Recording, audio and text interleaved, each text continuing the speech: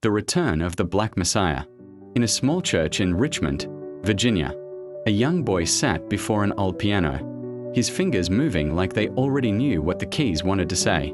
The congregation watched in quiet, awe as his melody filled the room, not from the hymn book, but from somewhere deep within. His mother leaned to a neighbor and whispered, "That boy's got the Spirit in him."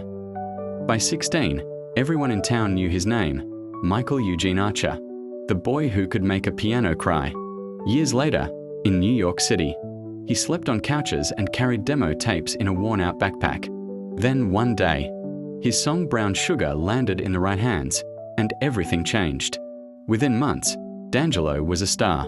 His voice melted through radio speakers, and critics called him the savior of soul. He was soft-spoken, shy, but when he sang, his voice roared with fire. Then came Untitled, How Does It Feel? The world was hypnotized. The music video, simple, powerful, intimate, turned him into an icon overnight. Women screamed his name. Magazines crowned him the sex symbol of a generation. But deep inside, D'Angelo felt trapped. He had wanted to be known as a musician, not an image. "They love the picture," he once told a friend, "not the man in it." As the pressure of fame closed in, he drifted away from spotlight. Alcohol, heartbreak, and the endless noise of the industry swallowed him. 4 years, D'Angelo vanished. There were no albums, no shows, just whispers. But even in his silence, the music never left him. Late at night, behind locked studio doors, he played, searching for something he couldn't name, maybe redemption, maybe peace. Then, after 14 years of near silence, a miracle happened. Without warning, Black Messiah appeared. The world woke up to his voice again, older, deeper, full of wisdom and scars.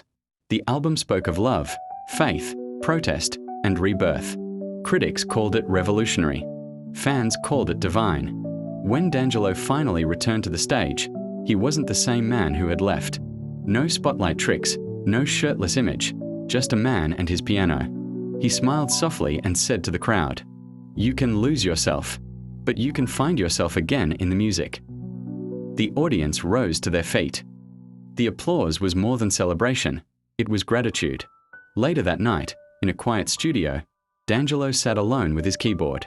He played a soft, soulful chord and whispered, "This time, they'll hear my soul." And for the first time in years, the sound wasn't haunted, it was whole.